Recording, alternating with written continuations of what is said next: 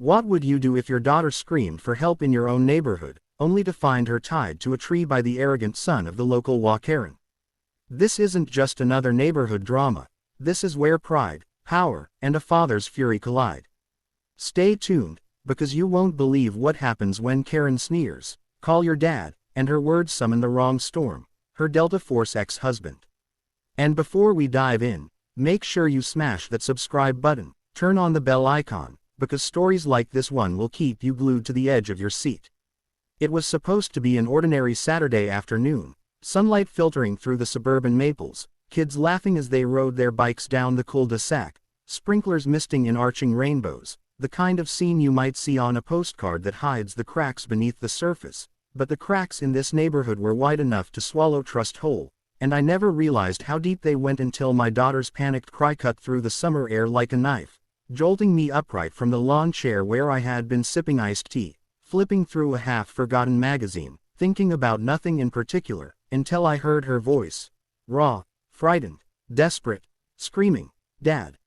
Help!" And I dropped everything, sprinting faster than I had in years, following the sound that seemed to echo from the woods at the edge of our manicured community, a place kids often went to play hide-and-seek but never with fear, never with terror, until I stumbled upon a sight so grotesque it made my blood pound in my ears. My daughter, wrists bound with a rough length of rope, lashed to the trunk of an oak tree like some cruel mockery of frontier justice, her face streaked with tears, and standing smugly in front of her was none other than Josh,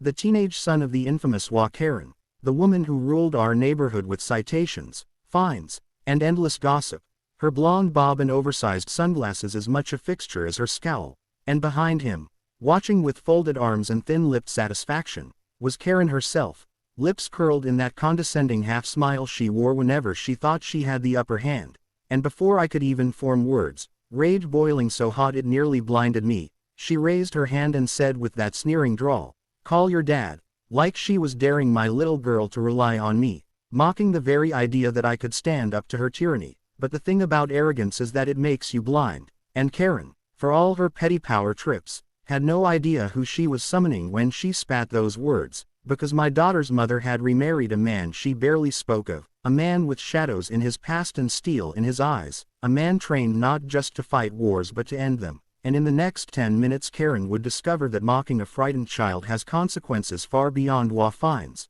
because the Delta father was about to arrive.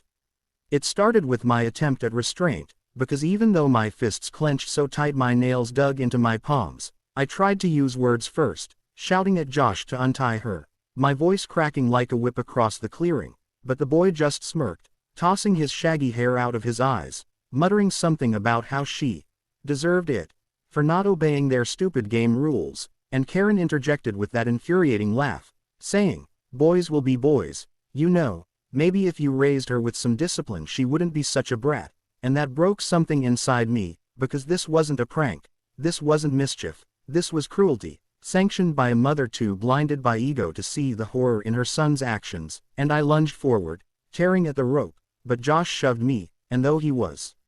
just a teenager, the surprise knocked me back a step, and Karen snapped, "Touch him again and I'll have you arrested, you're on HOA property, and you signed the covenant."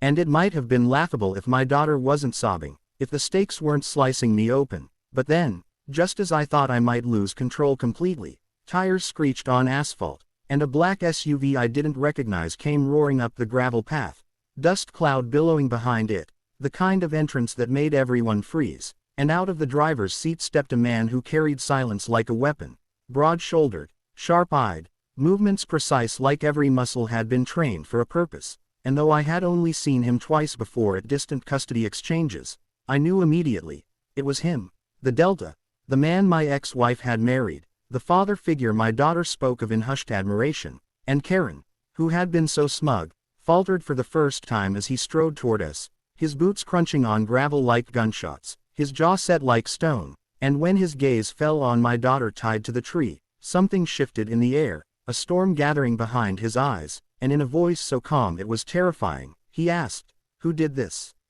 And no one answered at first, because the weight of his presence made silence the only safe option, but my daughter, choking back sobs, whispered, "Josh," and that was all it took. because in 2 strides the man was face to face with Karen's son, who suddenly looked a lot smaller, a lot less confident, and though the Delta didn't touch him, his stare alone was enough to make Josh stumble backward, muttering excuses, until Karen tried to recover, stepping forward with her usual bluster, shrieking about rights, property, authority, but the Delta just turned that stare on her, and I swear I saw her flinch, because here was a woman used to dominating bake sales and mailbox paint codes, suddenly faced with a man who had stared down enemies in deserts and jungles, and her power evaporated in the heat of his controlled fury.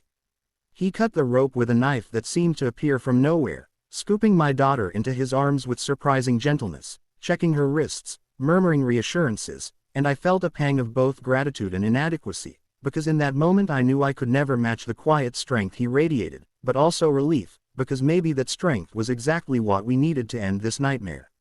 Yet Karen wasn't finished. She puffed herself up again, shrieking about calling the police, about lawsuits, about how her son was just a child, and that's when the Delta finally spoke more than a few words, his voice low, measured, carrying an authority that brooked no argument. If you ever lay a finger on her again, if you so much as look at her the wrong way, I will make sure every law you think protects you crumbles, and you will learn what it feels like to be powerless.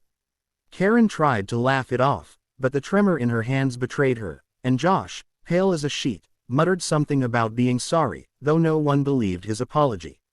I thought that was the end of it, but twists never end so neatly, because just as the Delta was leading my daughter away, a police cruiser pulled up. Someone had already called them, maybe a nosy neighbor drawn by the shouting, maybe Karen herself trying to get ahead of the story, and suddenly I was explaining, heart pounding, as officers questioned everyone, but what Karen didn't anticipate was that the Delta had already documented everything, snapping photos with military efficiency, recording statements, ensuring that the truth couldn't be twisted by her silver tongue, and when the officers listened, really listened, it was clear who the aggressors were, and Karen's